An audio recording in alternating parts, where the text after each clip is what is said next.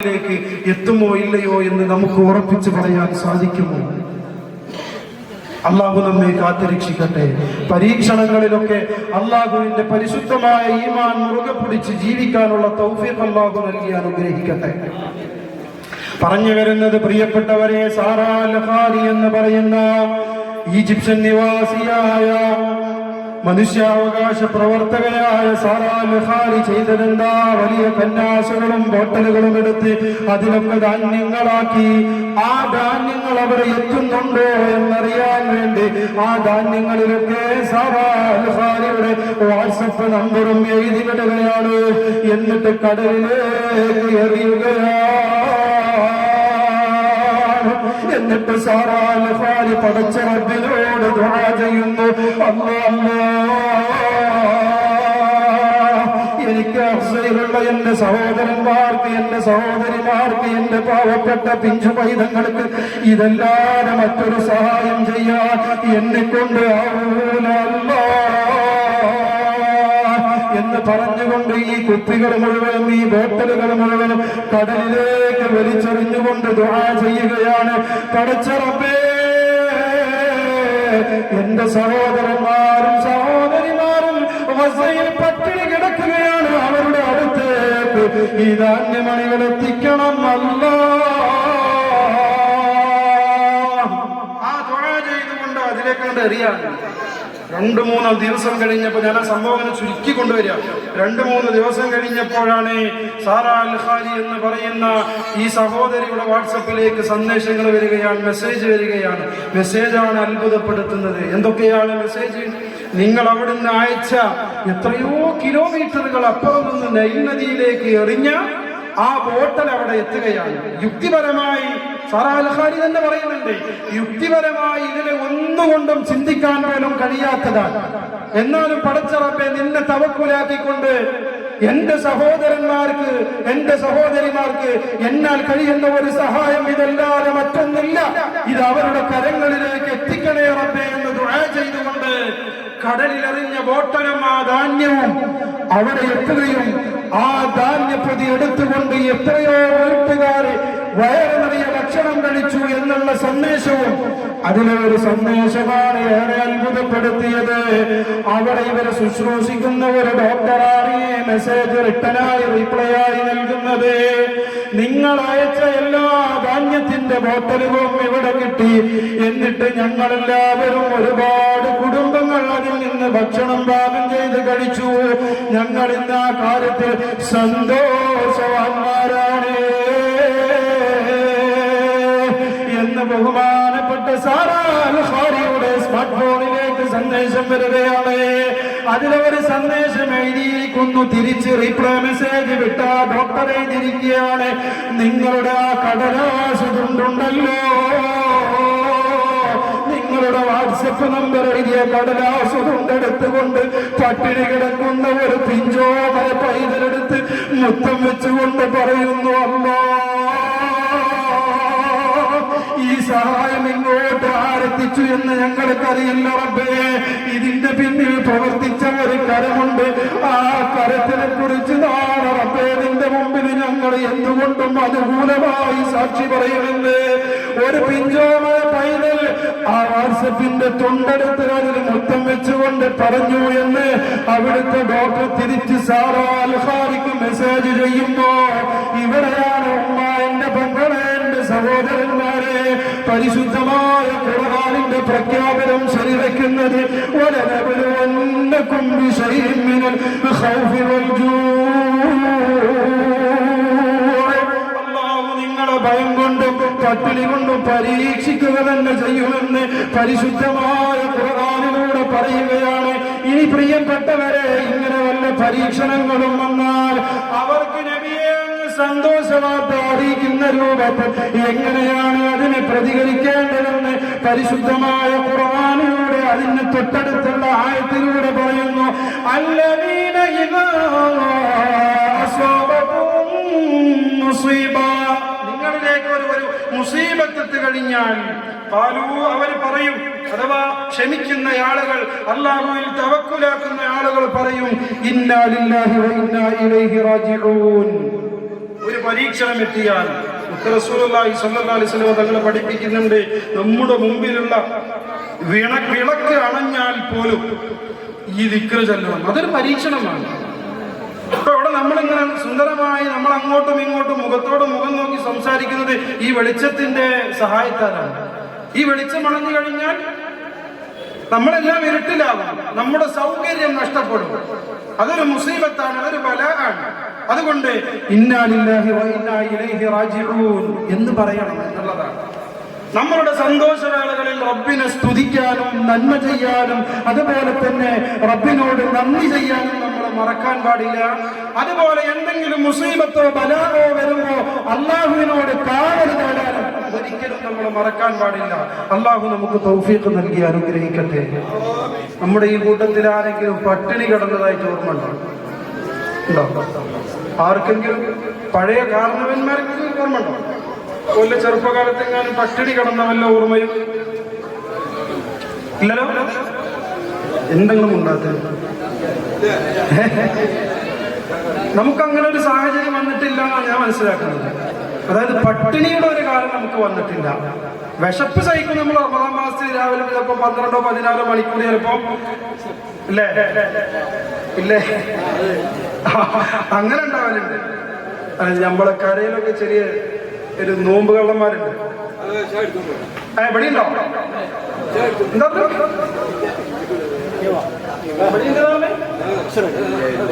അതവിടെ പറഞ്ഞതല്ലേ? ആയിക്കോട്ടെ. അങ്ങനത്തെ ഒരു സാഹചര്യം ഉണ്ട്.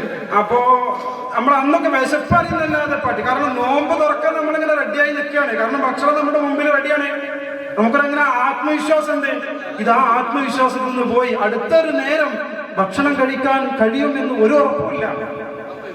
ഒരു ഉറപ്പുമില്ലാത്ത സാഹചര്യം. ഇതാണ് പട്ടിണി കിടക്കത്തി. ആഴ്ചകളോളമായി ഭക്ഷണം കഴിച്ചിട്ടെന്ന് പറയുമ്പോൾ ആ മനുഷ്യന്മാരുടെ അവസ്ഥ എന്തായിരിക്കും? എന്നാൽ ഇതേപോലെ ഹബീബായ മുത്തുനബി സല്ലല്ലാഹു അലൈഹി വസല്ലമ തങ്ങളും കുടുംബവും അനുഭവിച്ചിട്ടുണ്ട്. അഹദിൻ പരീക്ഷണം അലിയാർ തങ്ങളെ വീട്ടിൽ പട്ടിണി ഫാത്തിമ ബീവി കണ്ണീർ കനിമലരുകളാം ഹസൻ ഹുസൈനെ കണ്ടേ കാരണകം പൊട്ടിക്കരഞ്ഞു നബിയുടെ പൂമൾ നബിയോടോതി സങ്കടം നബിയോടോതി സങ്കടം. ഒരു ദിവസം ഹബീബായ മുത്തുനബി സല്ലല്ലാഹു അലൈഹി വസല്ലമ തങ്ങൾ മരുമകന്റെ വീട്ടിലേക്ക് കയറി ചെല്ലുകയാണ്. അലിയാര് തങ്ങളുടെ വീട്ടിലേക്ക്. ആരാണ് അലിയാര് തങ്ങൾ? അന മദീനത്തുൽ ഇൽമി വ അലിയും ബാബുഹാ. ഞാൻ അറിവിന്റെ പട്ടണമാണെങ്കിൽ ആ പട്ടണത്തിലേക്ക് കടന്നു വരാനുള്ള കവാടമാണ് അലിയാര് തങ്ങൾ എന്ന് വിശേഷിപ്പിച്ച ഹബീബ് മുത്ത് റസൂലുള്ളാഹി സ്വല്ലല്ലാഹു അലൈഹി വസല്ലമ തങ്ങളുടെ മണവാളനാണ്, മരുമകനാണ്. മുത്തുനബിയുടെ മകളെ വിവാഹം ചെയ്ത മരുമകനാണ്. എന്താണ് മുത്തുനബി മകളെ വിവാഹം ചെയ്തു കൊടുക്കാൻ അലിയാര് തങ്ങളിൽ കണ്ട ക്വാളിഫിക്കേഷൻ എന്താണ്? ചിന്തിക്കണം പ്രിയപ്പെട്ടവരെ. മുത്തുനബി കണ്ട ക്വാളിഫിക്കേഷൻ എന്താ? വലിയ സമ്പന്നനാണോ അലിയാര് തങ്ങൾ? അല്ല അല്ല. വലിയ സൗന്ദര്യവാനാണോ അലിയാര് തങ്ങൾ? അല്ല അല്ല. അവിടെ കണ്ട ക്വാളിഫിക്കേഷനാണ് നേരത്തെ പറഞ്ഞത്. അന മദീനത്തുൽ ഇൽമി വ അലിയും ബാബുഹാ. അല്ലാഹുവിന്റെ നൂറാനിയത്താകുന്ന, അല്ലാഹുവിന്റെ പ്രകാശമാകുന്ന, അല്ലാഹു എന്തുകൊണ്ടും ബഹുമാനിക്കുന്ന, അല്ലാഹു ആദരിക്കുന്ന വലിയ ഇൽമിന്റെ നിറകുടമായിരുന്നു സയ്യിദുനാ അലിയാര് തങ്ങൾ. ആ ഒരൊറ്റ ക്വാളിഫിക്കേഷൻ മാത്രമാണ് ലോകത്തിന്റെ നേതാവിന്റെ മകളെ കല്യാണം ചെയ്തു കൊടുക്കാൻ, വിവാഹം ചെയ്തു കൊടുക്കാൻ ഹബീബായ മുത്തുനബി കണ്ട ക്വാളിഫിക്കേഷൻ. അത് മാത്രമാണ് എന്റെ പ്രിയപ്പെട്ടവരെ. എന്നാ നിങ്ങൾക്ക് കേൾക്കണോ? 21-ാം നൂറ്റാണ്ടിൽ ഇങ്ങനെയുള്ള ആളുകൾക്ക്, അഥവാ മതം പഠിച്ച ആളുകൾക്ക് ഇവിടുത്തെ കാര്യമല്ല പറയുന്നത്. സോഷ്യൽ മീഡിയയിലുള്ള കാലഘട്ടത്തില്, വാട്സപ്പും ഫേസ്ബുക്കും ഉള്ള കാലഘട്ടത്തില് ഭാര്യയെ വെള്ളത്തിന്റെ പിന്നിലിരുത്തിക്കൊണ്ട് അർദ്ധനഗ്നയായി കറക്കിക്കൊണ്ട് നടക്കാൻ പറ്റുന്ന ഈ കാലഘട്ടത്തില് ഇന്ന് ഒരുപാട് ആലിമീങ്ങൾക്ക് നിക്കാഹ് ചെയ്യാൻ അവസരം ഒരുങ്ങുന്നില്ല. എന്തേ കാരണമെന്നോ, ആ ഒരു ഉസ്താദാണ്.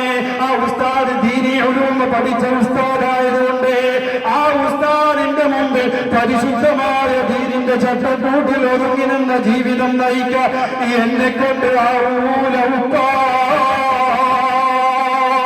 എന്ന് പറയുന്ന ഒരു തലമുറ ഇവിടെ വളർന്നു വരുന്നുണ്ട്. എന്റെ പ്രിയപ്പെട്ടവരെ, വിഷയത്തിൽ നിന്ന് തെന്നിമാറുകയല്ല, ഗൗരവത്തോടുകൂടി ചിന്തിക്കണം. ഇതൊക്കെ അവസാന കാലഘട്ടത്തിന്റെ അടയാളമാണ് എന്ന് മുത്തുനബി പറഞ്ഞിട്ടുണ്ട്. അവസാന നാളാകുമ്പോ അല്ലാഹുവിന്റെ നൂറാനിയത്താകുന്ന പരിശുദ്ധമായ ഇൽമിനെ ഇവിടുന്ന് ഉയർത്തപ്പെടണം. ഇവിടെ വിവരമില്ലായ്മ അധികരിക്കണം. ഇതൊക്കെ ഹബീബായ മുത്തുനബി പഠിപ്പിച്ചതാണ്. അത് തന്നെ വരിക തന്നെ ചെയ്യും. കാരണം മുത്തുനബി പറഞ്ഞത് വാസ്തവമാകാതിരിക്കില്ല. ഹബീബായ മുത്തുനബിയോട് ഖിയാമത്തിന്റെ അലാമത്ത് പറഞ്ഞത് മാലാക ജിബ്രീൽ വന്നത് ഈ ലോകം പടച്ച, എന്നെ പടച്ച, നമ്മളെ നിയന്ത്രിക്കുന്ന സർവ്വ സംരക്ഷണങ്ങളും ഏറ്റെടുത്ത ജഗതയുണ്ടാവായ റബ്ബിന്റെ സന്ദേശവുമായിട്ടാണ്. അതുകൊണ്ട് ഇതെല്ലാം ഇവിടെ തുടരുക തന്നെ ചെയ്യുന്നതാ. പറഞ്ഞു വരട്ടെ പ്രിയപ്പെട്ടവരെ, ഹബീബായ മുത്തുനബി മകളെ ദർശിക്കാൻ വേണ്ടി, കാണാൻ വേണ്ടി മകളെ കെട്ടിച്ചയച്ച വീട്ടിലേക്ക് വരുമ്പോ ഹബീബായ മുത്തുനബിയുടെ പെണ്ണുമോട് കുശലാന്വേഷങ്ങളും വിഷയങ്ങളും വിവരങ്ങളൊക്കെ അന്വേഷിച്ചതിന് ശേഷം പറയുന്നു, ഉപ്പ ദിവസങ്ങളോളമായി ഞാൻ എന്റെ വീട്ടില് പട്ടിണിയാണ്. എന്റെ പുതിയ പിളർക്ക്, എന്റെ പുതുമണവാളന് പ്രത്യേക കാര്യമായ ജോലിയില്ല. ഇതിങ്ങനെ പറഞ്ഞുകൊണ്ടിരിക്കുമ്പോഴാണ് പേരക്കിടാങ്ങളായ ഹസൻ റളിയല്ലാഹു അൻഹു, ഹുസൈൻ റളിയല്ലാഹു അൻഹു വെള്ളിപ്പാറെ കണ്ടുവന്നുകൊണ്ട് പറയുന്നു, വെള്ളിപ്പാ അന്ന് വരുമ്പോ ഞങ്ങൾക്ക് വേണ്ട ഭക്ഷണം കൊടുത്തിട്ടുണ്ടാകും. അല്ലെങ്കിൽ ഞങ്ങളുടെ ഉമ്മയോടൊന്ന് പറയണം, ഞങ്ങൾക്ക് ഭക്ഷണം തരാ. ഞങ്ങളുടെ ഉമ്മ ഭക്ഷണം തരുന്നില്ല ഉപ്പ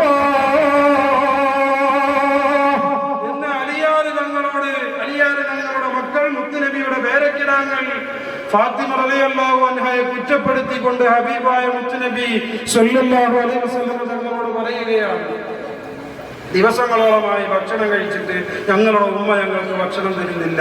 യഥാർത്ഥത്തിൽ എന്താണ്? ഭക്ഷണം കൊടുക്കാൻ ഭക്ഷണം അവിടെ ഇല്ല, അവിടെ ഭക്ഷണമില്ല. കുട്ടികൾ എരിപരി കൊള്ളുകയാണ്. നിഷ്കളങ്കരായ ബാല്യങ്ങൾ അവർക്ക് എന്തറിയും? പട്ടിണിയെ കുറിച്ച് അവർക്ക് അറിയുമോ? ഇതില്ല എന്നവർക്ക് പറഞ്ഞാൽ മനസ്സിലാകുമോ?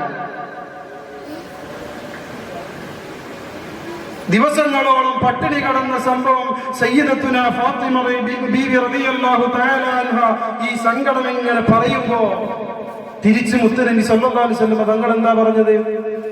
മോളെ നീ ക്ഷമിച്ചു നോക്ക്, പരീക്ഷണത്തെ ജയിച്ച് കാട്ട്, നാളെ ആ സുവർഗലോകം വരിച്ചിടാനായി സബൂർ കാട്ട്. ഫാത്തിമത്ത് സുഹറ തിരിച്ചു വീട്ടിൽ ഫത്ർ വരിക്കാൻ ഉറച്ച മട്ടിൽ, ഫലമിത് നാളെ സുവർഗമേട്ടിൽ ഉപ്പ കൊടുത്ത വാക്കിന്നൂർജമേ വിജയിച്ചു ഫാത്തിമ കുടുംബമേ. ഹബീബായ മുത്തുനബി സ്വല്ലല്ലാഹു അലൈഹി വസല്ലം തങ്ങൾ ഫാത്തിമ റളിയല്ലാഹു തആല അൻഹ ഉപദേശം കൊടുക്കുകയാണ്. ഫാത്തിമ, ദുനിയാവെന്ന് പറയുന്നത് വിശ്വാസിയെ സംബന്ധിച്ചിടത്തോളം ജയിലറയാണ്.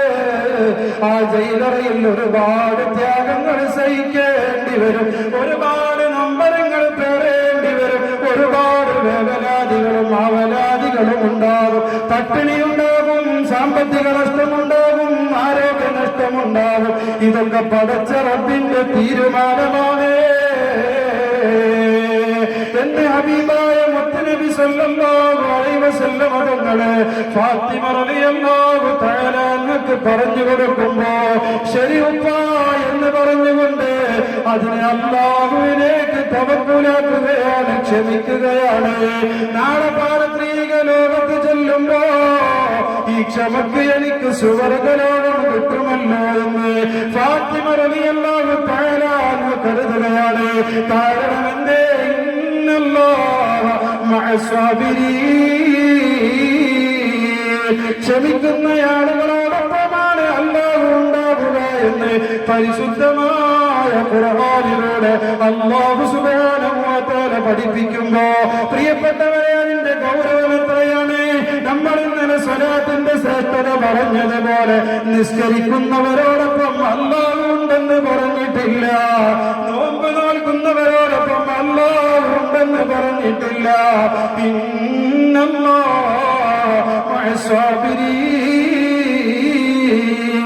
അങ്ങനെയാണ് അല്ലാഹു പറഞ്ഞത്.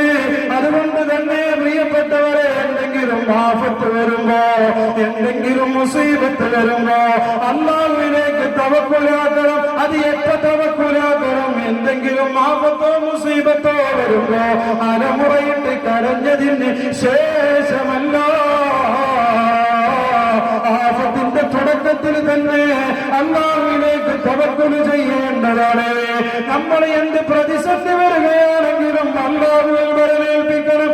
എന്ത് നല്ല നല്ല കാര്യങ്ങൾ വരികയാണെങ്കിലും, സന്തോഷമായ കാര്യങ്ങൾ വരികയാണെങ്കിലും റബ്ബിന് വേണ്ടി നന്ദി ചെയ്യണം. അതാണല്ലോ ഹബീബായ മുത്തുനബി പഠിപ്പിച്ചത്. അജബൽ ലിഅംരിൽ മുഅ്മിൻ. ഈ ഹദീസ് കൂടി പറഞ്ഞു ഞാൻ എന്റെ പ്രഭാഷണത്തിൽ നിന്ന് വിരാമമിടുകയാണ്. അജബൽ ലിഅംരിൽ മുഅ്മിൻ, മുഅ്മിനിന്റെ കാര്യത്തിൽ ഞാൻ അത്ഭുതപ്പെടുകയാണ്. എന്റെ മുഅ്മിനിന്റെ കാര്യത്തിൽ അത്ഭുതപ്പെടാൻ കാരണം മുത്ത് റസൂലുള്ള പറയുന്നു, ഇന്ന അംറഹു കുല്ലഹു ലഹു ഖൈർ. അവർക്ക് എന്ത് കാര്യങ്ങൾ വന്നാലും അത് മുഴുവനും അവർക്ക് ഖൈറാണ്. വലൈസ ദാലിക ലിഅഹദിൻ ഇല്ലാ ലിൽമുഅ്മിൻ. ഇതൊരു മുഅ്മിനിന്റെ മാത്രം പ്രത്യേകതയാണ്. മറ്റുള്ളവർക്ക് ഇങ്ങനെ ഒരു പ്രത്യേകതയില്ല. അവന്റെ വേണ്ടപ്പെട്ടവരാണ് മരണപ്പെട്ടാലും അതവർക്ക് ഖൈറാണ്. അവർക്ക് വലിയ സാമ്പത്തിക ഭദ്രത നേടിയാലും അതും അവർക്ക് ഖൈറാണ് എന്നല്ലേ ഈ പറഞ്ഞത്. അത് തന്നെയാണ് പറയുന്നത്. മുത്തുനബി പറഞ്ഞു, ഇന്ന സോബത്തു എന്തെങ്കിലും ഒരു സന്തോഷം ലഭിക്കുന്ന കാര്യം വന്നാൽ അല്ലാഹുവിനെ സ്തുതിക്കുന്നതാണ്. എന്നാൽ കേൾക്കണോ പ്രിയപ്പെട്ടവരെ, ഫകാന ഖൈറല്ല, അതപ്പോ അവർക്ക് ഖൈറാകും. കാരണം അല്ലാഹുവിനെ സ്തുതിക്കുമ്പോ നാളെ പാരത്രിക ലോകത്ത് ചെല്ലുമ്പോ നിഅമത്തല്ലാഹി ലാ തുഹ്സുഹാ, അല്ലാഹു എന്നെ തിട്ടപ്പെടുത്താൻ കഴിയാത്ത വിധം നിങ്ങൾക്ക് ഒരുപാട് അനുഗ്രഹങ്ങൾ നൽകിയിട്ടുണ്ട്. അതുകൊണ്ട് ആ അനുഗ്രഹങ്ങൾക്ക് നമ്മൾ നന്ദി പറയുമ്പോ നന്ദിയുള്ള അടിമകളിൽ നമ്മൾ വരും. അത് കാരണം സുഖരോഗ സ്വർഗത്തിൽ നമുക്ക് എത്തിപ്പെടാൻ സാധിക്കും. എന്നാൽ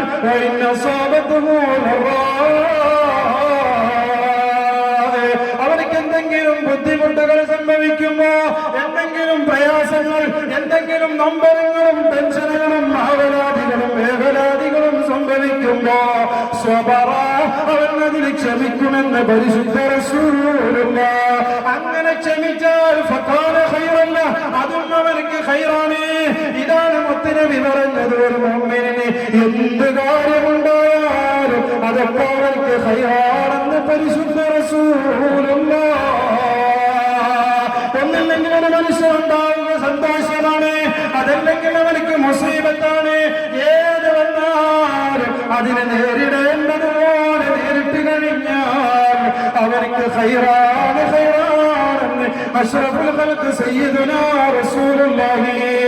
അതുകൊണ്ട് എന്റെ പ്രിയപ്പെട്ട മുഅ്മിനീങ്ങളെ, എന്റെ ശബ്ദം ശ്രവിക്കുന്നവരെ, നമ്മളൊരു കാര്യം മനസ്സിലാക്കണം. ദുനിയാവിന്റെ മുകളിൽ ഒരുപാട് പ്രതിസന്ധികൾ നമുക്ക് തരണം ചെയ്യേണ്ടി വരും. ഒരുപാട് പ്രയാസങ്ങൾ. എനിക്കുണ്ടാകുന്ന പ്രയാസമായില്ല നിങ്ങൾക്ക്, നിങ്ങൾക്കുണ്ടാകുന്ന പ്രയാസമാകില്ല എനിക്ക്. വ്യത്യസ്തങ്ങളായ പ്രയാസങ്ങളെ, വ്യത്യസ്തങ്ങളായ പ്രതിസന്ധികളെ നമ്മൾ നേരിടേണ്ടി വരുന്ന സാഹചര്യത്തിൽ മുഴുവൻ അല്ലാഹുവെ തവക്കുലാക്കണേ. ഇത് പ്രവാചകന്മാരുടെ മാതൃകയാണ്. എത്രയെത്ര പ്രവാചകന്മാരുടെ സംഭവം നമുക്ക് പറയാനുണ്ട്. അവരുടെ അവസാന നിമിഷമാണെന്ന് കരുതിയ സമയത്ത് പോലും എന്ന ദിക്റുകളിൽ തീകുണ്ടാരത്തിലേക്ക് എടുത്തു ചാടിയ ബഹുമാനപ്പെട്ട ഇബ്രാഹിം നബി അലൈഹിസ്സലാത്തു വസ്സലാമിന്റെ ചരിത്ര സംഭവങ്ങൾ നമുക്ക് മുമ്പിലുണ്ട്. പറയാൻ നേരമില്ല പ്രിയപ്പെട്ടവരെ. ഇൻഷാ അല്ലാഹ് വരും ദിവസങ്ങളിൽ നമുക്ക് എല്ലാം സംവദിക്കാം.